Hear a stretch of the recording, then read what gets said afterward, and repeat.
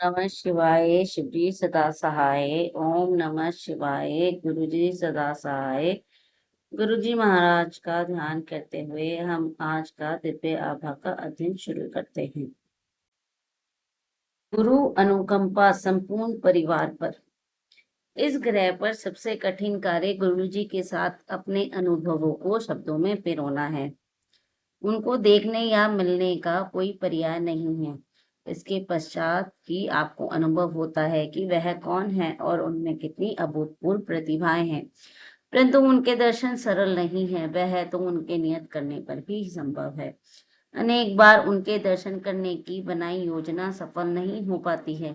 इसके विपरीत यदि वह चाहें तो वह आपको कहीं से भी बुला लेते हैं। मुझे दोनों ही अनुभव हुए हैं।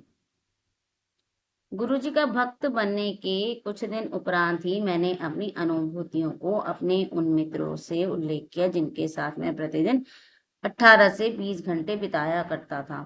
उन सबको यह सुनकर बहुत अचंभा हुआ कि उन्होंने गुरुजी से मिलने की आकांक्षा व्यक्त करी। उनकी इच्छा के अनुरूप और मेरी उनको गुरुजी का दर्शन कराने की चाहत किसी न किसी कारणवश 6 महीने तक टलती रही। वह दर्शन करने में असमर्थ रहे। अंततः जब यह संभव हुआ तो अपने जीवन के हर पृष्ठ पर गुरुजी की दया पाकर वह अति कृतार्थ हुए। अंततः कोतवा गुरुजी ही अपने पास बुलाते हैं। इसे एक दिन गुरुजी ने परोक्ष में कर दिखाया। मैं बाहर जहां परवान खड़े किए जाते थे अपने एक मित्र की प्रतीक्षा कर रहा था। एक कार वहीं पर आकर धीमी हुई और यह सोचकर कि मेरा मित्र इसी कार में है, मैंने उसे एक खाली स्थान का मार्ग दिखाया। तब मैंने देखा कि उसमें मेरा मित्र न होकर एक नव दंपत्ति यात्रा कर रहे थे। उन्होंने शालीनता से प्रश्न किया कि क्या यही नशा रेस्टोरेंट के लिए कारें खड़ी करने का स्थान है। मैंने क्षमा याचना करते हुए उन्हें बताया कि यह स्थान तो इसी मार्ग पर कुछ और दूरी पर है। यह स्थान संगत की कारें खड़ी करने के लिए है और मैं वास्तव में अपने एक मित्र की प्रतीक्षा कर रहा था।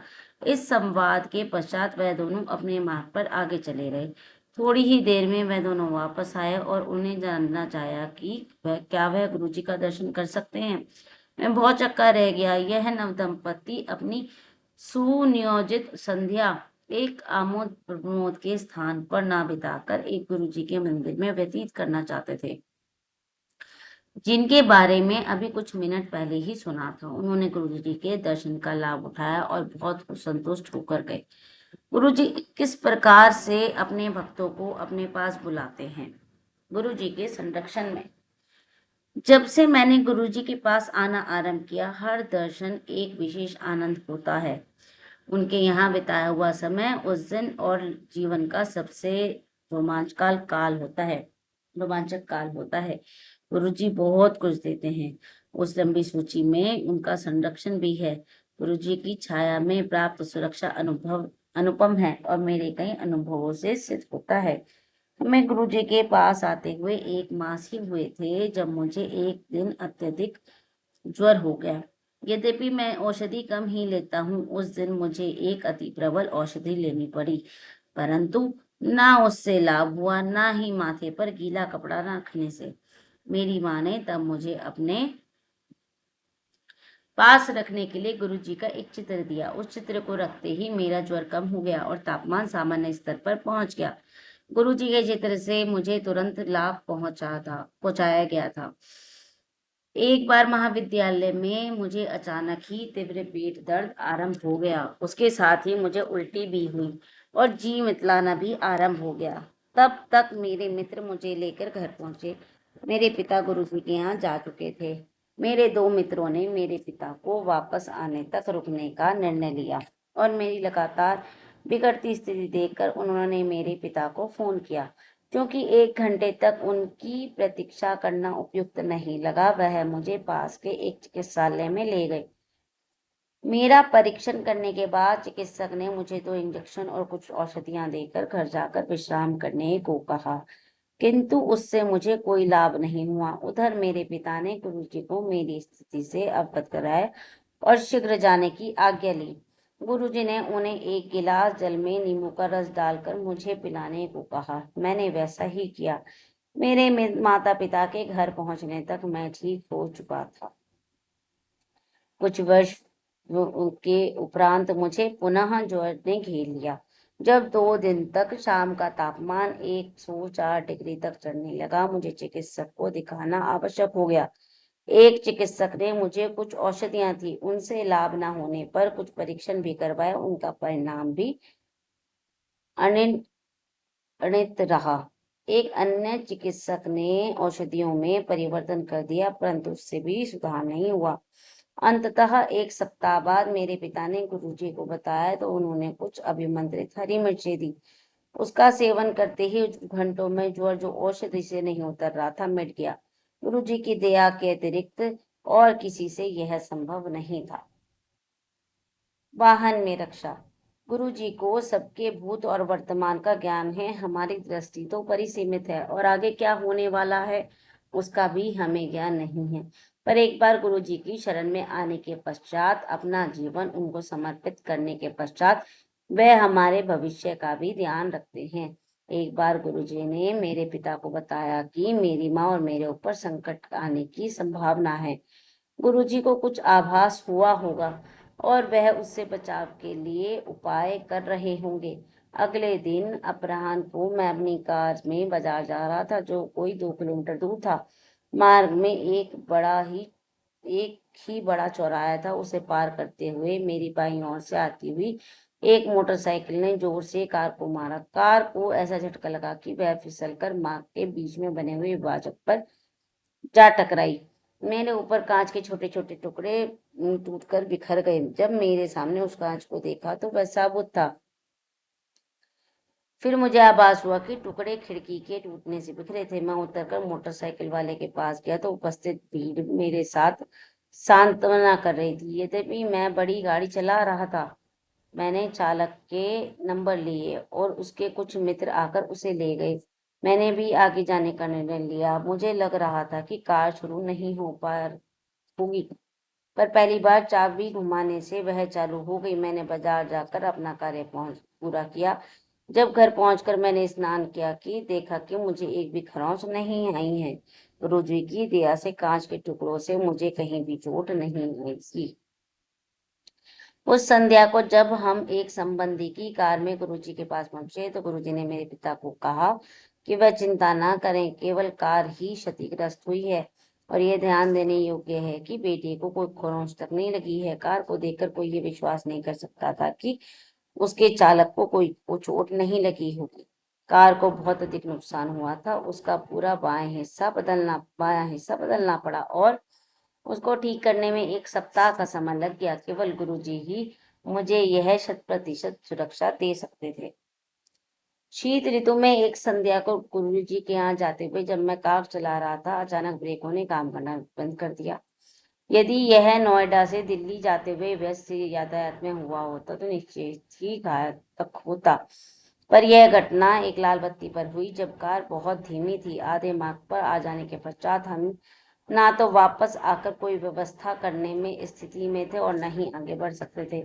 उस समय शाम के 7:30 बज रहे थे। अंधेरा हो गया था और ठंड का मौसम होने के कारण किसी मैकेनिक के मिलने की आशा भी बहुत कम थी। परंतु हमें एक मिस्त्री मिल गया जो घर जाने वाला था। उसने सहायता भी करी। कार की बैटरी से बत्ती लगाकर वह कोई आधे घंटे तक दूर जुड़ने में विफल प्रयास करता रहा। अंत में मेरी बहन आरती ने गुरुजी से विनती करी जिससे हमें उनके दर्शन में और देर नहीं हो।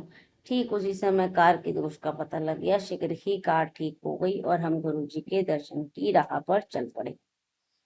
जब हमने गुरुजी के दर्शन करने के लिए जाना आरंभ किया तब मैं कार चलाना सीख रहा था और कभी भी नोएडा की सीमा पार नहीं किया था। अतः मेरे पिता दोनों दिशाओं में कार चलाते थे।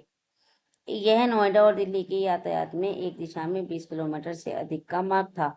उनको एक बार कार्यवश चंडीगढ़ जाना पड़ा और हमारे पास उन्हें वापस आने तक गुरुजी के पास जाने का कोई विकल्प नहीं था। मैं हिचक रहा था पर माँ और बहन के प्रोत्साहन पर जब मैंने पिता से अगले दिन गुरुजी के पास कार ले जाने की आज्ञा मांगी तो उन्होंने तुरंत हामी भर दी। अगले दिन जब मैं माँ और बहन के साथ कार निकाल रहा था तो हमें जहाँ बहन बैठी हुई थी अचानक गुरुजी की उपस्थिति का आभास हुआ। उस दिन जब तक मैं कार चलाता रहा गुरुजी की उपस्थिति बनी रही। लौटते हुए भी यही हुआ। जैसे ही कार को घर पर खड़ा किया उनकी सुगंध लुप्त हो गई। गुरुजी अपने भक्तों का इतना ध्यान रखते हैं। उनके पास जाते हुए उनकी उपस्थिति न केवल उनकी दया और स्नेह के सूचक थे, उन्होंने हमारी रक्षा भी करी और मेरा उत्साहवर्धन भी किया।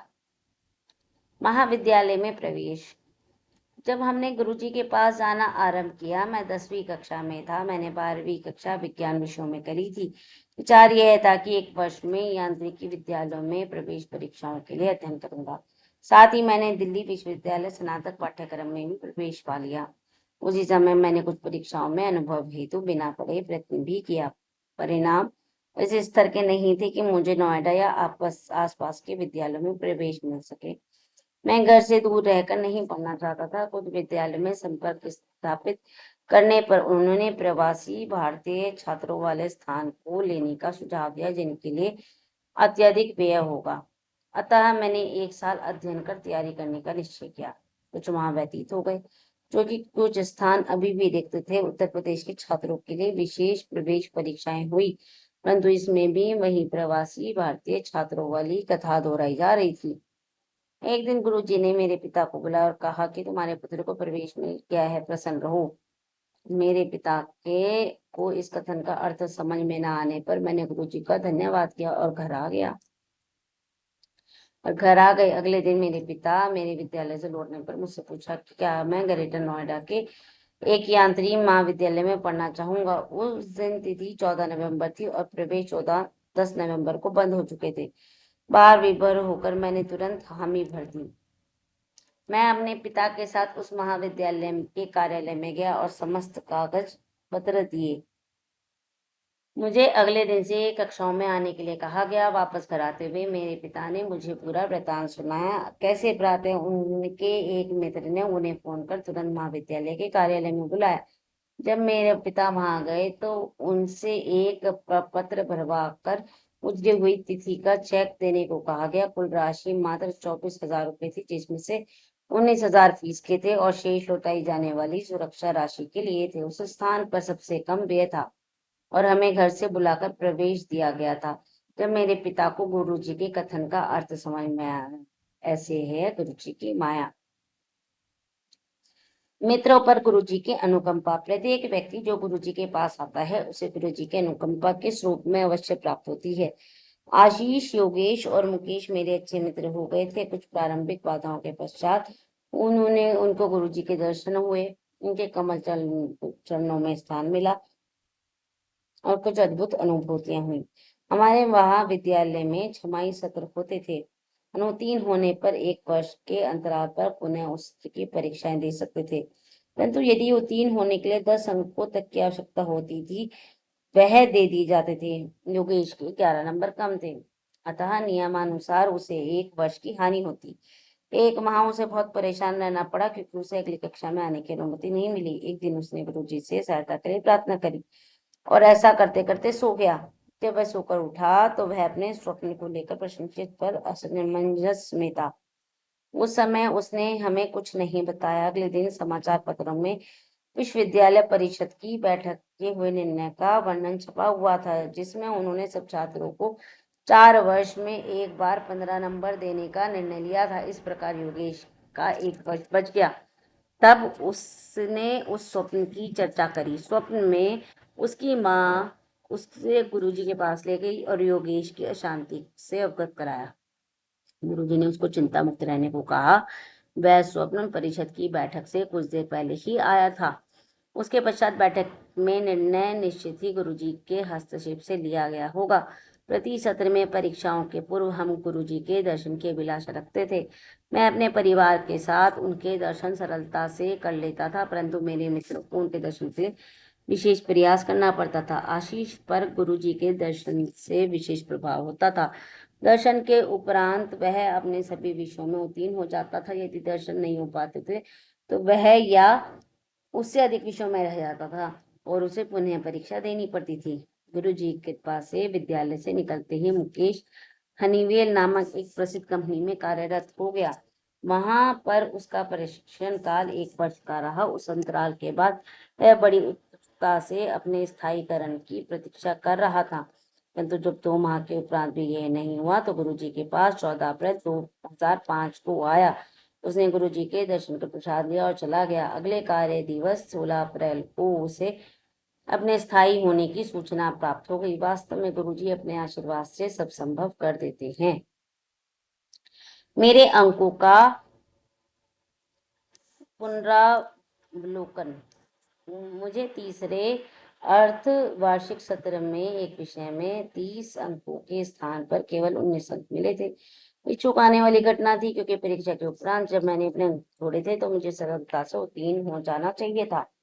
यह मैंने अपने अभिभावकों को बताई और साथ में यह भी कहा कि यदि इस समय मेरे अंक 19 आए हैं तो संभवतः मैं किस विषय में कभी भी उत्तीर्ण ना हो पाऊं। मेरे पिता ने जब यह बात गुरुजी को बताई तो उन्होंने पुनः निरीक्षण का आवेदन देने करने की सलाह दी। अगले दिन मैंने वही किया। उसके अगले दिन विद्यालय में किसी विद्यार्थी के अंकों को बदले जाने की सूचना थी। मैं तुरंत उस महाअध्यापिका के पास गया तो मेरा नाम सुनकर उन्होंने कहा कि अब मेरे अंक बदलकर 53 हो गए हैं। अतः प्रसन्न होकर मैंने पुनः निरीक्षण का आवेदन वापस ले गया और गुरुजी का हार्दिक धन्यवाद किया। बाद में हमें पता चला कि संपूर्ण राज्य में जहां 120 के आसपास महाविद्यालय हैं, प्रत्येक में कई 100 विद्यार्थी हैं, केवल 5 विद्यार्थियों के अंक परिवर्तित हुए थे और सबके ऊपर की ओर संशोधित नहीं हुए थे। गुरु जी की कृपा से मैं अत्यंत भाग्यशाली था। मेरे इन थोड़े से अनुभवों से गुरुजी की असीमित क्षमता और निस्वार्थ भाव से अपने अनुयायियों को सदा आश्रय देने की परंपरा दृष्टिगोचर होती है। जब भी कोई भक्त अपनी व्यथा में गुरुजी से प्रार्थना करता है, गुरुजी सदा उसकी सहायता करते हैं। मूल सार यह है कि यह जीवन गुरुजी को समर्पित कर दें। वह तो प्रेम और स्नेह के अंतहीन स्रोत हैं। प्रार्थना करता हूँ कि उनकी हितकारी दृष्टि सदा हम पर बनी रहे और वह सदा हमें अपने चरणों में स्थान देते रहें। ओम नमः शिवाय। शिव जी सदा सहाय। अरविंद सिंगला, गुड़गांव। जय गुरु जी। शुक्राना गुरु जी महाराज।